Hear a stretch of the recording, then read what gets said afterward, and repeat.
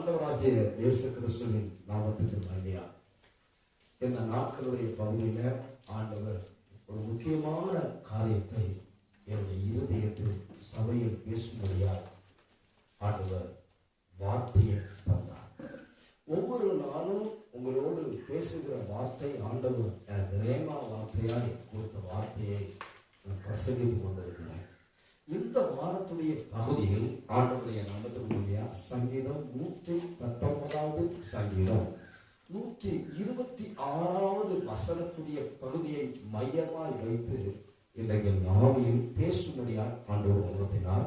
இன்றைக்கு அந்த வசனத்துடைய பகுதியை நாம் வாசிக்க கேட்போம். நீதியை செய்ய கர்த்தருக்கு வேலை வந்தது. கர்த்தருக்கு வேலை வந்தது. ஆண்டவருடைய நாமத்துக்கு மகிமையாய் நீதியை செய்ய ஆண்டவருக்கு வேலை வந்தது. எல்லாரும் சொல்லுங்க, நீதியை செய்ய ஆண்டவருக்கு வேலை வந்தது. திரும்ப சொல்லுங்க, நீதியை செய்ய எனக்கு கவனிக்கணும். ரொம்ப நாளா 20 ஆண்டுகளா கிறிஸ்தவர்களா இருக்கிறோம் அல்லது விசுவாசியா இருக்கிறோம் அப்படின்றவங்களா இன்றைக்கு கவனிச்சுக்கணும். இல்ல 2 வருஷம் 3 வருஷம் வந்திருக்கிறேன், இன்னைக்கு 6 மாசமா வந்துட்டு இருக்கிறேன், இல்ல இந்த வாரம் தான் நான் புதுசா வந்திருக்கிறேன் அப்படின்ற சொல்றவங்களா கவனிக்கணும். ரொம்ப முக்கியமான ஒன்றை சொல்றேன், அவன் நீதியை செய்கிற வேலை வந்தது. உங்க வாழ்க்கையில ஆண்டவர் நீதியை செய்கிற அவருடைய வேலை வந்துச்சு. நீங்க புதிய பாட்டுடைய பகுதியை நம்ம பார்ப்போமானா ஆண்டவருடைய நாமத்துக்கு மேல யோவான் சுவிசேஷம் 2வது அதிகாரம் 4வது வசனத்துல சொல்லுகிறது. மகிமையான அற்புதத்துடைய பகுதி அங்கு சொல்லப்பட்டிருக்கு. வாசிக்க கேட்போம். அதற்கு இயேசு ஸ்திரீயே எனக்கும் உனக்கும் என்ன, என் வேலை இன்னும் வரல. அப்போ மனிதனுடைய வேலை எப்போதும் ஆயத்தமா இருக்கு. ஆனா மனிதனுடைய வேலை எப்போதும் ஆயத்தமா இருக்கிறனால மனிதனுடைய வேலையுடைய பகுதியில அவசரம் இருந்துட்டே இருக்கு. ஆனா ஆண்டவருடைய வேலை ஒன்று இருக்கு.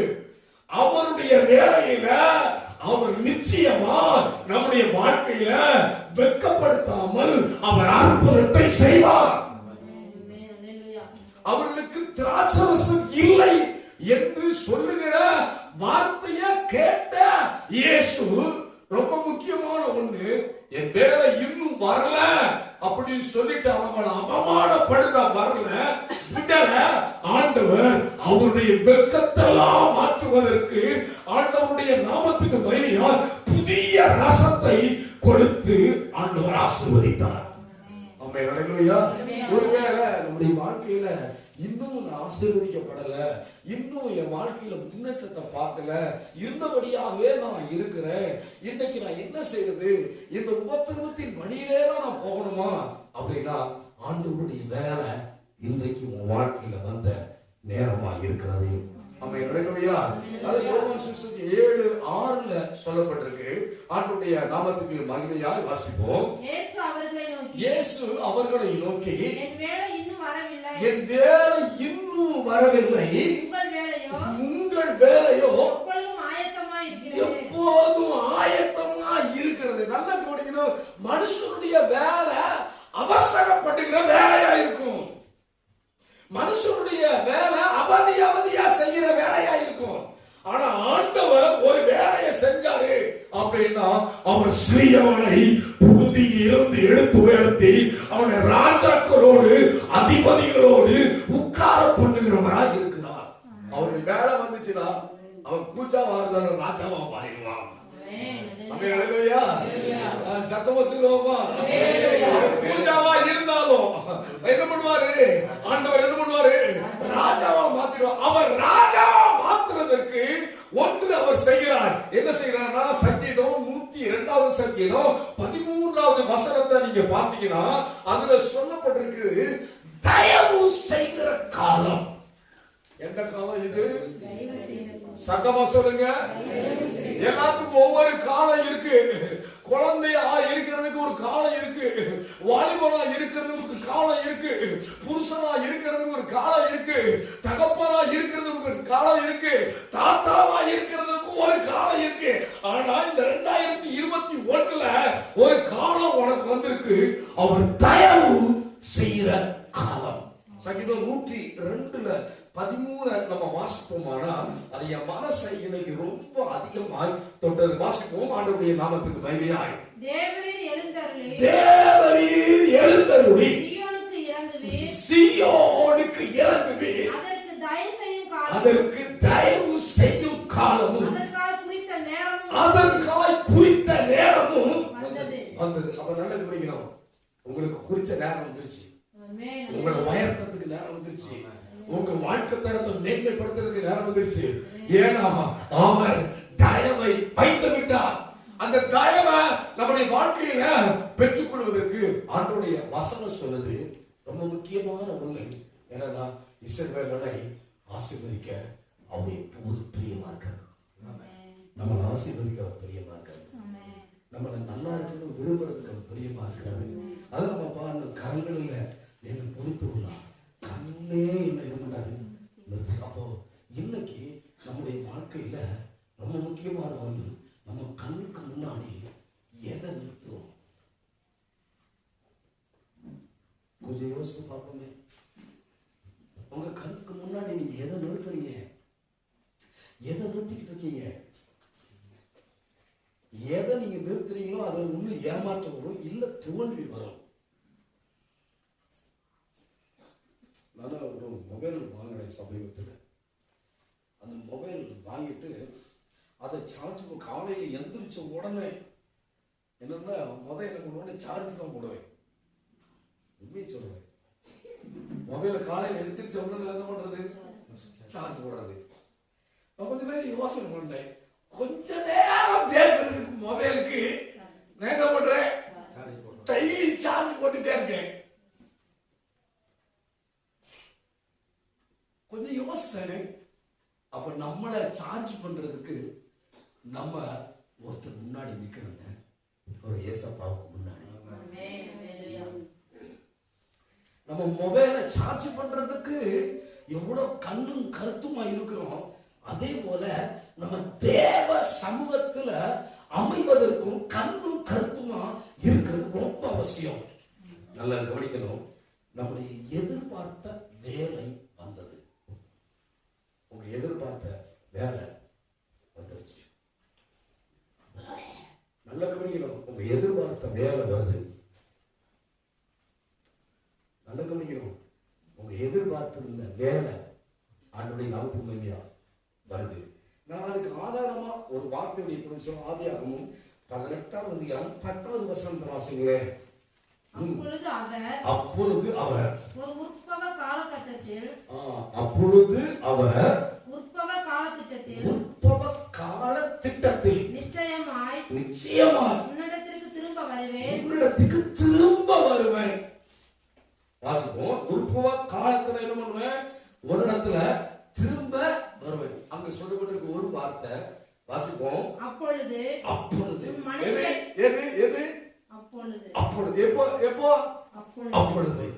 என் மனசை தொட்டுச்சு இன்னைக்கு.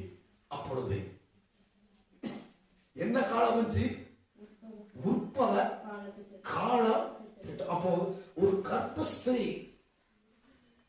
நம்முடைய வாழ்க்கையுடைய பகுதியில கற்பத்தின் கனி வருகிறதுக்கு ஒரு உற்பவிக்கிறதுக்கு ஒரு காலம் இருக்கு. அந்த 10 மாசம் நிறைவடையும் போது அந்த தாய்க்குள்ள கற்பாறையில பிள்ளை இருக்கிற அப்படின்னு சொல்லிக்கிட்டே இருக்க முடியாது. அப்படி சொல்லிக்கிட்டே பிள்ளை வயிற்றுக்குள்ள இருக்கு அப்படின்னா தாய் உயிரோட இருக்க முடியாது. அப்ப உற்பவ காலம் வரும்போது ஆண்டவருடைய நாமத்துக்கு மகிமையை சொல்றேன். பிள்ளை வெளிப்பட்டுச்சுன்னா பிள்ளை வெளிப்பட்டுச்சுன்னா அந்த வேதனையுடைய பகுதி அதிகமா இருக்கும். பிள்ளையினுடைய பெற்றெடுக்கிற வேதனையுடைய பகுதி அதிகமா இருக்கும். ஆனா பிள்ளை பெற்று எடுத்த பின்பு அந்த வேதனையிலையும் அந்த பிள்ளையை பார்த்து துக்கம் இல்லாமல் தாய் சிரித்து மகிழ்ந்து இருப்பார். ஆண்டவருடைய நாமத்துக்கு மகிமை சொல்றேன். நீங்க எதிர்பார்த்தத வேலை வந்துருச்சு. நீங்க எதை எதிர்பார்க்கிறீங்க? உங்க வாழ்க்கை உயர்வை எதிர்பார்க்கிறீங்களா? இல்ல வேற எதிர்பார்க்குறீங்களா? இந்த கடன் பிரச்சனை மாறினா போதும் எதிர்பார்க்கீங்களா? அல்லது இந்த வக்கீல் பிரச்சனை மாறினா போதும் எதிர்பார்க்குறீங்களா? இந்த குடும்ப பிரச்சனை மாறினா போதும் எதிர்பார்க்குறீங்களா? ஒன்று ஆண்டவருடைய நாமத்துக்கு மகிமையா சொல்கிறேன், உங்களுக்கு வேலை வந்தது என்னதுன்னா உற்பவ காலத்துடைய பகுதிக்கு ஆண்டவர் அற்புதமான காரியத்தை செய்தது போல ஒண்ணு செய்யணும். உற்பவ காலம் நிறைவேறும் போது பிள்ளை வெளியே வரும்போது பிள்ளைக்கும் குழந்தைக்கும் இருக்கிற தொடர்பை என்ன பண்ணணும்னா துடிக்கணும். கவனிச்சிங்களா? பிள்ளைக்கும் அம்மாவுக்கு இருக்கிற ஒரு தொடர்பு இருக்கு. என்ன தொடர்பு? என்ன தொடர்பு? தொப்புள் கொடி தொடர்பு. அப்ப நல்லா கவனிக்கணும், நல்ல என்ன கவனிக்கணும். அந்த உற்பத்தி காலம் நிறைவேறின பின்பு எவ்வளவு நேரம் வெளியே வந்தாலும் அடுத்த நிமிஷம் ஒரு காரியம் நடக்கிறதுமா, தொப்புள் கொடிய என்ன பண்றாங்க? கட் பண்ணி தான் தரணும். அப்ப என்ன கவனிக்கணும்? என்ன கவனிக்கணும்? இன்றைய நாளுடைய பகுதியில் ஆண்டவருடைய மனுஷனா தேவனுடைய தீர்க்கதரிசியா ஒரு வார்த்தை சொல்றாங்க. நீங்க உங்களை சார்ஜ் பண்றதுக்கு தேவ சமூகத்துல நீ நிக்கணும். நிற்கும் போது ஆபிரகாமுக்கு ஒரு காரியத்தை ஆண்டவர் சொன்னார். ஆதியாகமம் 15வது அதிகாரம் 5வது வசனத்துடைய பகுதி சொல்லுது. எப்படின்னா அங்க சொல்லப்பட்டிருக்கு, அவனுடைய மனதை கர்த்தர் பெரிதாய் மாற்றினார். பெருசா நீ எதிர்பார்க்கணும்னா உன்னுடைய மனநிலையை மாற்ற வேண்டியது அவசியமா இருக்கு. வாசிப்போம். அவர் அவனை வெளியே அழைத்து நீ வானத்தை அண்ணாந்து பார், வானத்தை அண்ணாந்து பார், நட்சத்திரங்களை என்ன உன்னாலே கூடுமானால் அவைகளை எண்ணு என்று சொல்லி பின்பு அவனை நோக்கி உன் சந்ததி இவ்வளமாய் இருக்கும். அப்போ நல்ல கவனிக்கணும், காலம் நிறைவேறும் போது நம்முடைய மனதின் எல்லையை பெருசா மாற்றணும். குறுகிய மனப்பான்மையில இருந்துடக்கூடாது. ஆண்டவருடைய நாமத்துக்கு மகிமை சொல்றேன். குறுகிய மனப்பான்மை நம்ம வளர்த்து விடாது. நம்முடைய வாழ்க்கையுடைய பகுதியில நம்முடைய மனதின் எல்லையை என்ன பண்ணணும்? பெரிதாக்க அர்ப்பணம் செய்யணும். அப்ப ஒண்ணு இன்றைக்கு ஆண்டவர் உயர்த்துற நேரம் வந்துருச்சு, மேன்மைப்படுத்துகிற நேரம் வந்துருச்சு. அந்த மேன்மை உடைய பகுதிக்கு ஆண்டவர் என்ன பண்ணார்னா, அவனை ஆபிரகாம் அழைத்தார், ஒருவனை அழைத்தார், ஆசீர்வதித்தார். ஆசீர்வதிக்கும் போதெல்லாம் ஆண்டவர் வாக்குத்தத்தம் கொடுக்கல.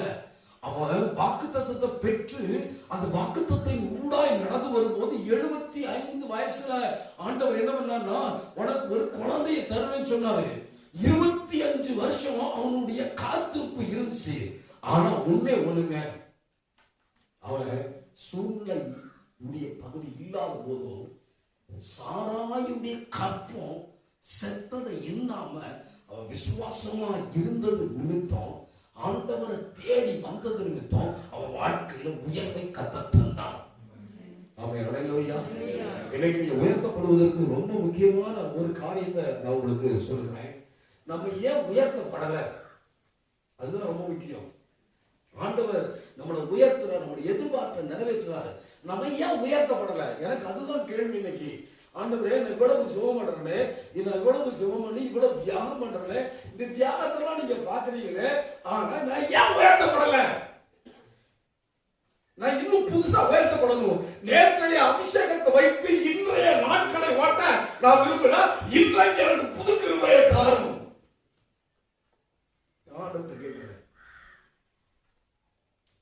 கேட்கிறேன், நேற்றைய சுகத்தை வச்சுட்டு நான் வாழ விரும்பல. இன்னைக்கு எனக்கு புது சுகத்தை தான். நேற்றைய அபிஷேகத்தை, நேற்றைய உடைய ஜெபஜீவியத்தை வைத்து இன்னைக்கு நான் வாழ விரும்பல.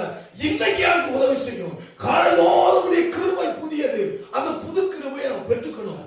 அப்போ இன்னைக்கு நம்முடைய வாழ்க்கையில தடை என்ன அப்படின்னா, தடை சொல்லப்பட்டிருக்கு. ஆதியாகமம் 18:2 பார்க்கலாம். ரொம்ப அருமையான வார்த்தையுடைய பகுதி. வாசிப்போம். தன் கண்களை ஏறெடுத்து பார்க்கும்போது இதோ 3 புருஷர் அவனுக்கு எதிரே நின்றார்கள். நல்லா கவனிக்கணும். உயர்த்தப்படுவதற்கு அல்லது மேன்மை அடைவதற்கு தடை என்ன அப்படின்றதுக்கு சொல்லிட்டு இருக்கேன். ரொம்ப முக்கியமான ஒன்று. அந்த 18:1 நீங்க வாசிங்கன்னா அங்க தெளிவா சொல்லப்பட்டிருக்கு. வாசிப்போம். பின்பு கர்த்தர் அம்ரேயின் சமபூமியிலே தரிசனமானார். அப்ப அங்க என்னன்னா அம்ரேயனுடைய அந்த பூமியில என்ன பண்ணா, சமபூமியில தரிசனமானார். அப்ப தரிசனமாவது 3 புருஷர்கள் என்ன பண்ணாங்கன்னா அவளுக்கு முன்னாடி வந்தாங்க. வரும்போது ஒண்ணு நடந்துச்சுங்க. என்னதுன்னா வாசிப்போம். அந்த வசனத்துடைய அடுத்த பகுதி வாசிப்போம். அவர்களை கண்டவுடனே அவன் கூடார வாசலில் இருந்து அவருக்கு எதிர்கொண்டு ஓடி தரை மட்டும் குனிந்து, ரொம்ப முக்கியம், தரை மட்டும் குனிந்து ஓடி போட்டுக்குங்க. எதை மட்டும்? ஏன் நம்முடைய வாழ்க்கையில உயர்த்தப்படல? நம்ம சொல்லுவோம், நம்ம வாழ்க்கையில ஏன் உயர்த்தப்படல அப்படின்னா, நம்ம உயர்த்தப்படுவதற்கு தடை என்ன அப்படின்னா ரொம்ப முக்கியமான உண்மை. அவங்களுக்கு முன்னாடி தேவதூதர்கள் தான் வந்திருக்காங்கன்னு அவங்களுக்கு என்ன பண்ணாது தெரியல. ஆனா வந்தது அவன் வாழ்க்கையில சாஷ்டாங்கமாய் பணிந்து பண்ணான். ஏன் நம்முடைய வாழ்க்கையில உயர்த்தப்படல அப்படின்னா, எபிரேயரின் புஸ்தகம் 8வது அதிகாரம் 5வது வசனம் சொல்லுகிறது. வாசிப்போம். இவர்கள் செய்யும் ஆராதனை பரலோகத்தில் உள்ளவைகளில் சாயலுக்கும் நிழலுக்கும் ஒத்திருக்கிறது. அப்ப என்ன கவனிக்கணும், ஆண்டவருடைய நாமத்துக்கு மகிமையாய் இந்த நாள்ல சொல்லுகிறேன். தோல்வி ஏன் வந்துச்சு? ஏன் எதிர்பார்ப்பு இல்லாம உடைஞ்சு போச்சு அப்படின்னா, ஆபிரகாமுக்கு ஒண்ணு இருந்துச்சுங்க. ஒண்ணு தரிசனத்துடைய கண்கள் மாத்திரம் இல்ல, அவன் சாஷ்டாங்கமா என்ன பண்ணானா பணிந்து பண்ணான். அவனுடைய வீட்டுல ஒரு ஆராதனை இருந்தது. ஏன் நீங்க உயர்த்தப்படல? உங்க வீட்டுக்குள்ள சண்டை இருக்கு, உங்க வீட்டுக்குள்ள போட்டிகள் இருக்கு. நான் கூட்டுனா நீ கூட்ட முடியாது, நான் பாத்திரம் கழுவுனா நீ கழுவ முடியாது அப்படின்ற ஒரு போட்டியும் பொறாமையும் இருக்கு.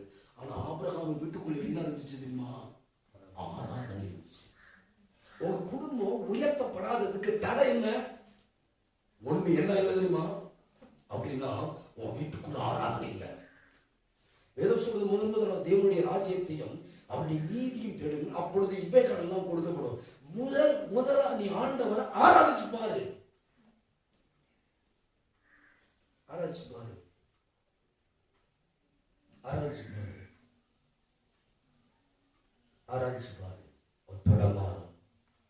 இன்னொரு காரியம், ஏன் நம்ம முன்னேற முடியல, ஏன் நம்முடைய எதிர்பார்ப்பு நிறைவேறல அப்படின்னா 18:6 பாருங்க. 18:6 ஆதியாகமம் 18:6 பாருங்க. அப்பொழுது ஆபிரகாம் தீவிரமா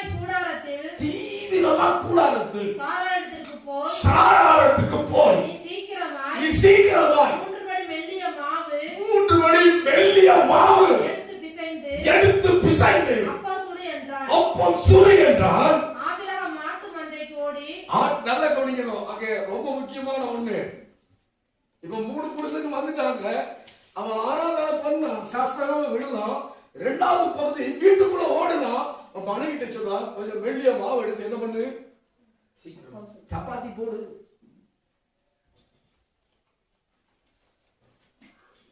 நேற்று நைட்டு 1 மணி ஆயிடுச்சு நான் சாப்பிடும்போது. அப்ப என் மனைவிட்ட சொல்றேன், எப்பா போய் நான் சாப்பாடு ஏதாவது ரெடி பண்ணு, பாஸ் வருவாங்களா என்னன்னு தெரியல, ரொம்ப சந்தேகமா இருக்கு, அதனால சாப்பாடு பண்ணு. அவன் என்ன பார்க்குறான், நான் அவளை பார்க்குறேன். அந்த சிஸ்டர் என்ன பார்க்குறது, சரி நான் ஒன்று ஆண்டவரை நீர் விட்ட வழியாச்சு அப்படின்னு சொல்லிட்டு நான் பேசாமல் இருந்தேன். ஆனால் அங்கே எனக்கு கொஞ்சம் மனசில் ஒன்று படிச்சு, ஆபிரகாமுக்கு 99 வயசு, ஆனால் சாராய்க்கு 89 வயசு. 99 வயசு தாத்தா 89 வயசு பாட்டிகிட்ட சொல்லும் போது 89 வயசு உள்ள பாட்டி என்ன படிச்சு தெரியுமா? உடனடியா என்ன படிச்சு தெரியுமா? சப்பாத்தி போட்டுச்சு. கேக்குதா? பசங்க கேக்குதா? ஏன் நம்ம வீட்டுக்குள்ள வரல அப்படின்னு ஒண்ணு ஆராதனை இல்ல. ரெண்டாவது என்னன்னு தெரியுமா, கீழ்ப்படிதல் இல்ல. இதுல நானே ஒரு மனம் திரும்புதல் ஒண்ணு வந்துச்சு. என்னது அப்படின்னா, என்ன மனம் திரும்புதல் அப்படின்னா, எபேசியரின் புத்தகம் 5:21 பாருங்க. எபேசியரின் புத்தகம் 5:21 வாசிப்போம். தெய்வ பயத்தோடு ஒருவருக்கு ஒருவர் என்ன பண்ணணும். அப்ப நான் என்ன பண்ணிட்டு தெரியுமா, ஆண்டவரே எனக்கு நீர் உணர்த்துக்கு சோறு கொடுக்கணும். சோறு இந்த டைம் ஆச்சேன்னு யோசிக்கிறா. நீராச்சு அவராச்சு, என்ன பண்ணாதிரும், என்ன கேட்காதிரும், என் மனைவிட்டே நீர் என்ன பண்ணும் பேசிக்கணும் அப்படின்னு நான் பேசாம அமைதியா இருந்துட்டேன். பாருங்க, ரொம்ப முக்கியம். ஒண்ணு, உங்க வீட்டுக்குள்ள ஆராதனை தேவை, குடும்பமா ஜெபம் தேவை. ரெண்டாவது தேவை கீழ்ப்படிதல். கீழ்ப்படிதல் தேவை. ஆண்டவரோட பேசுறாரு, கீழ்ப்படிதல் தேவை. அது மாத்திரம் இல்லைங்க, கீழ்ப்படிதல் மாத்திரம் இல்ல, அடுத்து நினைச்சுமா வேலைக்காட்டு சொல்ல 7வது வசனத்தை வாசிங்களே. வேலைக்காட்டு சொல்லுவாங்க, மாட்டு மந்தைக்கு ஓடி ஒரு நல்ல இளங்கன்றை பிடிச்சு வேலைக்காரன் கையில கொடுத்தான். அவன் அதை சீக்கிரத்தில் சமைத்தான். என்ன கவனிக்கணும், 1 ஆராதனை, 2 என்னாச்சு கீழ்ப்படிதல், 3வது என்னாச்சு தெரியுமா, ஒரு முகம். ஒரு மனம் இருந்தாதான் திருமணமே நடக்குது. அப்ப இயேசு உங்க வீட்டுக்குள்ள ஒரு அற்புதம் செய்யணும்னா முதல்ல என்னத்தை பாக்குறாரு அப்படின்னா, வெளியே சிக்கி சிக்கின்னு போட்டு போல உன்னை பார்க்கல, உன் வீட்டை பார்க்கறாரு. உன் வீட்டுக்குள்ள எப்படி இருக்கு, கொஞ்சம் வீட்டை கொஞ்சம் யோசித்து பாரு. அவன் வீட்டுக்குள்ள ஒண்ணு தேவை, ஒரு ஆராதனை, ஒரு கீழ்ப்படிதல், ஒரு மனம். அந்த வேலைக்காரன் நான் வெட்ட முடியாது அப்படின்னு நான் என்ன பண்ணல பாருங்க. நீங்க கீழ்ப்படிதலுக்கு நேரா இருக்கிறீங்க அப்படின்றதுக்கு ஒரு காரியம் என்ன தெரியுமா, ஒண்ணு தெரியுமா, ஒண்ணு நீங்க ஒருத்தர் பேசும்போது அந்த வார்த்தையை உள்வாங்கிறதுக்கு முன்னாடி தீர்வு பேசுறீங்களே அப்படின்னா நீங்க என்ன இல்ல தெரியுமா, கீழ்ப்படிதலுக்குள்ள நீ வரலன்னு அர்த்தம். கேக்குதா, நான் சொல்றது புரியுதா? உங்ககிட்ட ஒண்ணு சொல்றாங்க, சொல்லும் போது வார்த்தையை உள்வாங்கவே நீங்க திரும்பி பேசுகிறீங்களே, அப்ப என்ன இல்ல, கீழ்ப்படிதல் இல்லாத குடும்பத்துல என்ன இல்ல ஆயிடும் அப்படின்னா ஒரு மனம் இல்லாம ஆயிடும். அப்ப ஆண்டவரே ஆண்டவரே ஆண்டவரே தலையில் அடிச்சுக்கிட்டாலும், இயேசுவே இயேசுவேன்னு மார்பில் அடிச்சுக்கிட்டாலும், உபவாசம் உயிரே போனாலும் எப்படி ஒண்ணு ஆசிர்வதிக்க முடியும்? எதிர்பார்ப்பு உடைக்கிறது நம்முடைய கையில தான். இப்பதான் ரொம்ப ஊழியத்திலேயே நான் அதிகமா கவனம் செலுத்துறேன். இப்ப ஆண்டோடைய நாமத்தில் ஸ்டீவன் மேலையும் ஜெசியா மேலையும் ஜான்சி மேலையும் நான் ரொம்ப கவனமா இருக்கேன். நான் அதிகமா ஜெபம் பண்றேன். எங்கள் வீட்டில் ஜனம் இருக்கணும், எங்கள் வீட்டில் ஐக்கியம் இருக்கணும், எங்கள் வீட்டில் உபவாசத்துடைய பாதை இருக்கணும். ஆண்டோடைய